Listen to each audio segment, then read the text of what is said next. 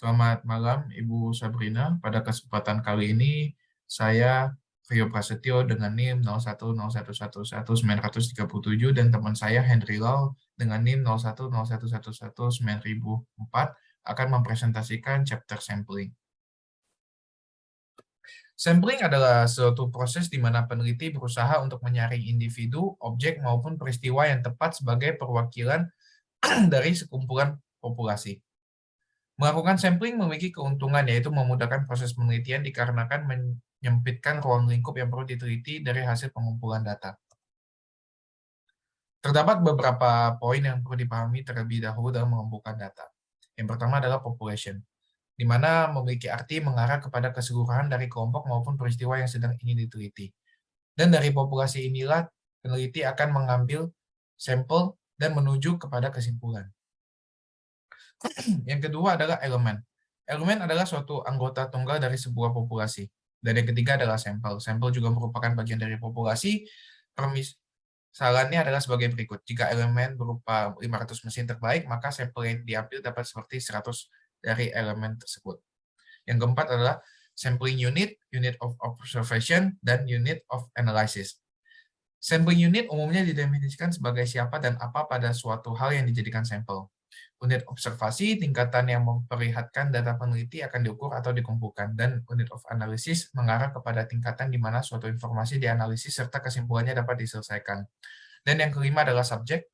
Subjek juga merupakan anggota dari sampel dan memiliki sifat yang sama dengan elemen di mana merupakan anggota tunggal dari populasi. Sampel, data, dan population values. Yang pertama adalah parameter. Parameter terdiri dari rata-rata populasi, deviasi standar populasi, dan juga varians populasi. Beberapa tipe statistik lainnya di dalam sampel di mana menarik bagi peneliti, maka akan diperlakukan sebagai parameter populasi. Maka dengan demikian kesimpulan tentang sampel akan digeneralisasi kepada populasi. Yang kedua adalah representative of samples. Saat hendak melakukan generalisasi, hasil sampel menuju kepada populasi dari mana berasal, maka sampel harus bersifat representatif.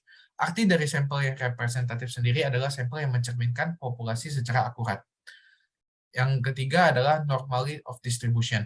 Beberapa karakteristik dari beberapa populasi umumnya akan didistribusikan secara normal. Contohnya apabila variabel yang diambil adalah tinggi, maka umumnya akan diambil secara rata-rata atau general. Jarang mengambil seperti sangat tinggi ataupun sangat pendek.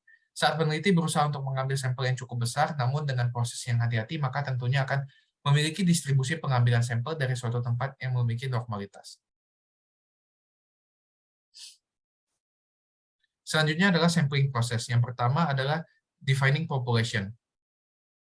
Proses awal dalam menentukan sampel adalah dengan menentukan target populasi dengan tepat. Proses pemilihan yang tepat harus mendefinisikan elemen, batas geografis, serta waktu. Contohnya adalah sebuah televisi tertarik untuk mengetahui minat nonton dari anak kecil, maka populasi target yang tepat adalah anak-anak berusia di bawah 12 tahun. Dari contoh, maka dapat dilihat bahwa tujuan serta ruang lingkup penelitian merupakan poin penting saat mendefinisikan target populasi. Yang kedua adalah determining the sample frame. Sample frame adalah representasi secara fisik dari semua elemen pada suatu populasi tempat sampel diambil. Umumnya diharapkan bahwa sampel frame merupakan daftar elemen populasi yang lengkap serta akurat. Namun faktanya memang banyak terjadi bahwa tidak selalu sampel frame yang dihasilkan bersifat demikian, dan ketidakakuratan tersebut dinamakan masalah penelitian. Beberapa peneliti biasanya mengabaikan permasalahan ini dikarenakan dianggap perbedaan antara populasi target dengan sampel frame tidak terlalu besar. Namun beberapa keadaan lainnya, peneliti juga tetap menangani permasalahan dengan mendefinisikan kembali target populasi untuk sampel frame. Hal ini dilakukan dengan tujuan memastikan memenuhi kriteria target populasi atau menyesuaikan data agar menutupi kesalahan yang ada. Yang ketiga adalah determining the sampling design. Terdapat dua jenis sampling design, yaitu probability and non-probability samplings. Probability sampling umumnya digunakan saat representativitas sampel memiliki tujuan yang sangat penting di mana berposisi sebagai kepentingan generalisasi dengan cakupan yang luas. Sedangkan non-probability sampling lebih kepada waktu atau faktor lainnya yang penting atau kritis, bukan generalisasi. Dalam penentuan sampling design ada beberapa poin yang perlu diperhatikan, yaitu apa target populasi yang relevan dari fokus penelitian, apa sebenarnya yang menjadi parameter yang ingin diselidiki, sampling frame seperti apa yang tersedia, biaya yang dikenakan pada sampling design, serta berapa banyak waktu yang tersedia untuk mengumpulkan data dari sampel. Yang keempat adalah determining the sample size. Terdapat beberapa faktor yang mempengaruhi seberapa besar atau kecilnya sampel, yaitu yang pertama tujuan penelitian, tingkat presisi yang diinginkan atau confidence interval, resiko yang dapat diterima pada saat memprediksi tingkat presisi atau juga confidence interval, jumlah dari variabel pada populasi, biaya dan waktu, serta dalam beberapa kasus ukuran populasi. Yang kelima adalah executing the sampling process. Proses yang terakhir adalah mengeksekusi sampling tersebut. Keputusan yang berkaitan dengan populasi target, sampling frame, teknik sampel, serta sampel size perlu untuk diimplementasikan dengan baik dan benar. Selanjutnya adalah probability sampling. Probability sampling ini digunakan ketika pihak peneliti hendak melakukan generalisasi temuan penelitian kepada populasi. Umumnya elemen dalam populasi tidak mengetahui saat hendak dipilih menjadi sampel penelitian. Berikut beberapa jenis probability sampling. Yang pertama adalah unstructured or simple random sampling. Pada saat sampling ini, setiap elemen dalam populasi yang memiliki peluang untuk diketahui dan sama dalam dipilih sebagai subjek. Dalam arti peneliti tentu mengetahui terdapat satu kemungkinan dan dari keseluruhan elemen memiliki probabilitas yang sama untuk dipilih. Namun jenis sampling ini memiliki kerugian, yaitu prosesnya yang rumit serta mahal. Selain itu, daftar populasi tidak selalu tersedia sehingga peneliti umumnya memilih untuk menggunakan jenis sampling yang lain. Yang kedua adalah restricted or complex probability sampling. Jenis sampling complex probability lebih mengedepankan efisiensi apabila dibandingkan dengan simple random sampling. Berikut beberapa jenis dari complex probability sampling. Yang pertama adalah systematic sampling, di mana lebih melibatkan setiap elemen N dalam populasi dengan dipilih secara acak 1 sampai N. Contohnya adalah seperti dalam populasi terdapat 10.000 orang, peneliti memilih setiap 100 orang untuk dijadikan sampel. Dan interval pengambilan sampel dilakukan secara sistematis, misal seperti setiap 6 jam sekali. Namun terdapat hal yang perlu diperhatikan dari jenis sampling ini, yaitu probabilitas dapat bias terhadap sampel. Selanjutnya adalah stratified random sampling, melibatkan proses stratifikasi dan disertai dengan proses pemilihan subjek yang dilakukan dengan acak dari beberapa keadaan. Umumnya populasi dibagi menjadi beberapa bagian dan yang pertama adalah kelompok yang relevan, bermakna, serta tepat sesuai dengan konteks penelitian. Contohnya adalah pada saat sebuah tim olahraga, pelatih tim olahraga merasa bahwa anggota timnya banyak yang suka terlambat, sehingga beliau membuat keputusan dengan stratifikasi anggota tim berdasarkan pada umur dari pemain. Dan dari hasil yang didapatkan akan memudahkan pelatih dalam menyusun strategi bagaimana agar permasalahan tersebut tidak terjadi lagi. Bisa seperti memotivasi kelompok dari tim tersebut yang suka terlambat. Di dalam jenis sampling ini terdapat dua jenis lainnya, yaitu proportionate and disproportionate stratified random sampling. Untuk jenis proporsional, maka peneliti mengambil sampel sesuai dan lebih bersifat adil. Namun berbeda dengan jenis proporsional, non-proporsional sampling dilakukan dengan tujuan mencari jawaban yang sesuai dengan tujuan penelitian. Contohnya, jika dilakukan sampling proporsional, maka langkah yang diambil adalah secara acak dan diambil secara sama dalam arti tidak melihat perbedaan ukuran setiap angkatan. Sedangkan non-proporsional tidak seperti demikian. Sampling ini memperhatikan ukuran serta isi dikarenakan mungkin jawaban yang dihasilkan akan berbeda-beda. Selanjutnya adalah cluster sampling. Sampel yang dikumpulkan dalam kelompok yang merupakan agregat alami elemen dalam sebuah populasi. Cluster sampling menawarkan lebih banyak heterogenitas dalam kelompok dan lebih banyak homogenitas di antara kelompok. Area sampling adalah jenis dari cluster sampling. Clusternya terdiri dari wilayah geografis seperti kabupaten, blok kota, atau batas-batas suatu wilayah tertentu. Misalkan, peneliti ingin mensurvei penduduk kota, maka dalam peta kota akan dibagi menjadi beberapa cluster dan setiap cluster tersebut akan memilih responden. Biaya pengambilan sampel akan lebih murah dibandingkan desain sampling lainnya. Dan selanjutnya adalah double sampling. Umumnya digunakan pada saat peneliti membutuhkan informasi lebih lanjut dari kelompok yang awalnya sudah memberikan informasi untuk penelitian yang sama. Misalnya wawancara terstruktur mungkin menunjukkan bahwa subkelompok responden memiliki lebih banyak wawasan tentang masalah organisasi, maka responden tersebut akan diwawancari kembali dan diajukan pertanyaan tambahan.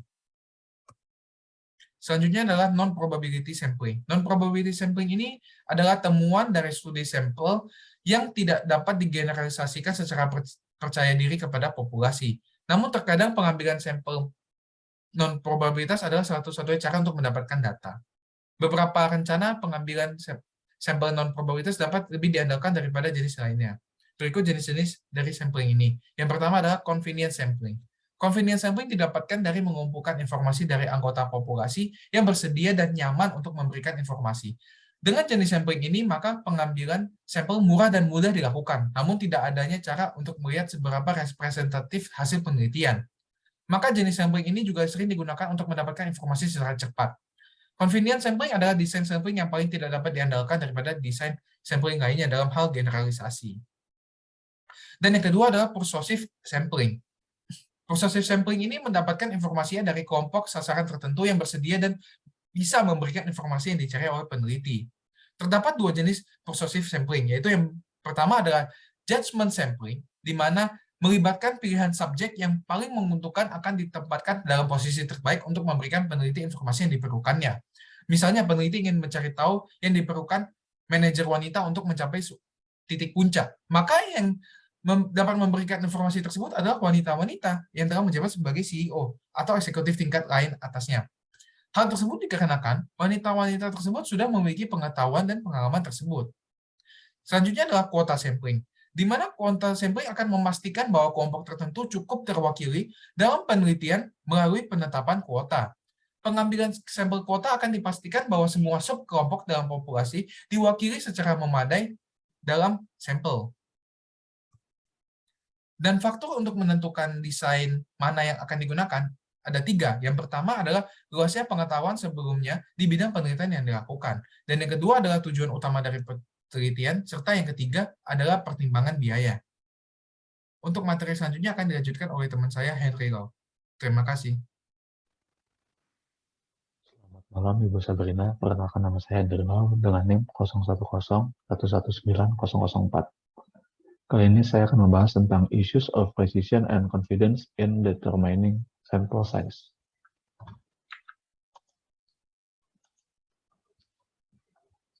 Yang pertama ada presisi.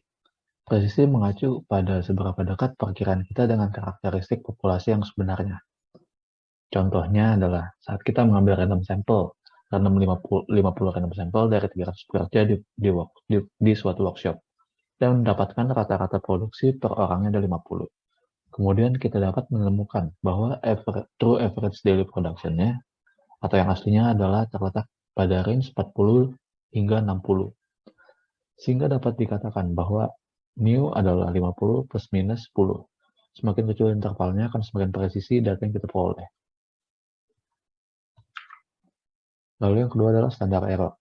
Ketika kita mengambil sejumlah sampel dari beberapa atau dari suatu populasi, dan mengambil mean-nya atau rata-ratanya, kita biasanya akan menemukan bahwa semuanya berbeda, tidak semuanya sama.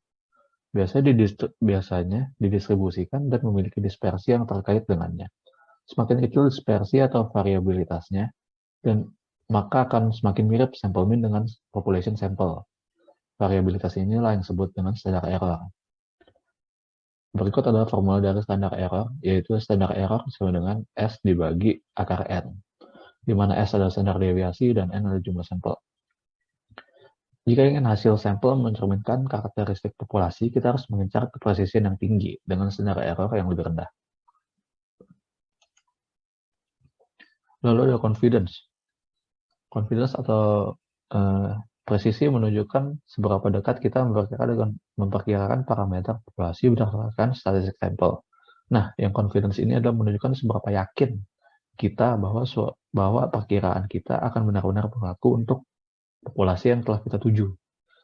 Level confidence ini berasal dari 0 sampai 100%. Confidence level 95% biasanya sudah diterima dalam penelitian bisnis. Biasanya confidence level ini dipakai pada mu, ya, pada range atau average. Mu sama dengan X bar plus minus K S X bar. Di mana mu adalah true average, X bar adalah rata-rata, SX bar adalah standar error, dan K adalah nilai tes statistik untuk level confidence. Biasa untuk 95% ini digunakan 1,96. Lalu ada sampel data, precision and confidence estimation. Ini adalah cara penerapannya, pengaplikasiannya. Saya mengambil contoh data, di sini adalah jumlah sampelnya adalah 64, standar deviasinya 10, dan juga X bar atau minus 105.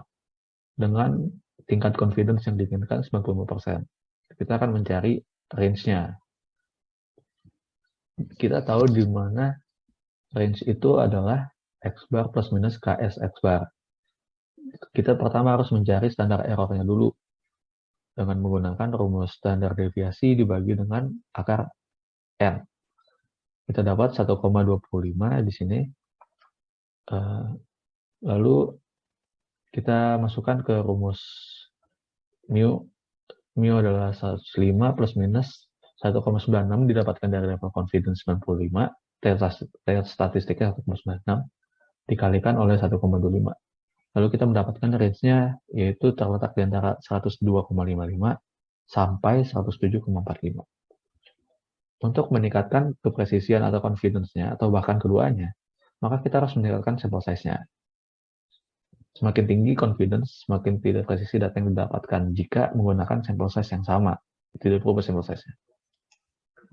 Nah, ini dia yang tadi barusan, jika pada suatu sampel populasi hanya terdapat varietas yang sedikit dan tidak memungkinkan kita untuk meningkatkan sampel size, kita tetap bisa untuk meningkatkan kepresisian maupun confidence dari penelitian kita. Namun kita harus mengorbankan salah satunya, tidak bisa dua-duanya. Jika kita ingin meningkatkan kepresisian, maka kita harus menurunkan tingkat confidence dan juga sebaliknya. Di sini saya sudah memiliki dua contoh grafik A dan grafik B. Grafik A itu menggunakan confidence level 50%, namun ia menjadi lebih presisi. Kalau yang grafik B menggunakan confidence level 99%, namun dia menjadi kurang presisi. Ini keduanya menggunakan sample size yang sama. Lalu ada sampel data dan hipotesis testing. Kita dapat menguji hipotesis dengan menggunakan sampel data yang telah kita peroleh. Di sini ada hipotesis nul. Hipotesis nulnya adalah mu A dikurangi mu B sama dengan 0, di mana tidak ada hubungan antara mu A dan juga mu B. Dan hipotesis alternatifnya adalah mu A dikurangi mu B, tidak sama dengan 0. Jadi ada hubungan di antara keduanya. Lalu diketahui lagi jumlah sampel yang diambil ada 2 sampel, yaitu A dan B. Keduanya sama-sama 20 sampel. Dari yang sampel A kita dapatkan min 105 dengan standar deviasi 10.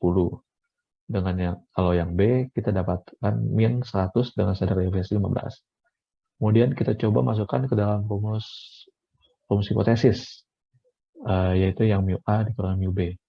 Di sini kita masukkan XA dikurangi XB, yaitu 105 dikurangi 5, yaitu 5. Nah, namun kita tidak bisa langsung mengambil kesimpulan bahwa H0 ditolak, karena memang hasil XA kurang XB ini sama dengan 5, berarti tidak sama dengan 0, dok. Tapi tidak bisa langsung tolak, kita harus melakukan pengujian tes statistik lagi. Dengan mengetahui jumlah N, kita bisa menguji degree of freedom, yaitu dengan rumus N1 plus N2 dikurangi 2, kita dapat 38. Kemudian kita lihat di tes statistik table nih, 38 kan paling mendekati dengan 40. Nah, 40 dengan confidence level 95%. 95% berarti yang ini kita bisa dapatkan angka 2,021. Ini yang 95%. Kita buat satu lagi yang 90%, yaitu 1,684. Lalu kita hitung dengan menggunakan rumus ini, T sama dengan X1 dikurangi X2, X bar, dikurangi mu1 dikurangi mu2 per standar error. Tapi kita hitung lagi standar errornya dengan menggunakan akar kuadrat dari N1S1 kuadrat tambah N2S2 kuadrat per N1 plus N2 dikurangi 2 dikalikan lagi dengan seper N1 plus seper N2.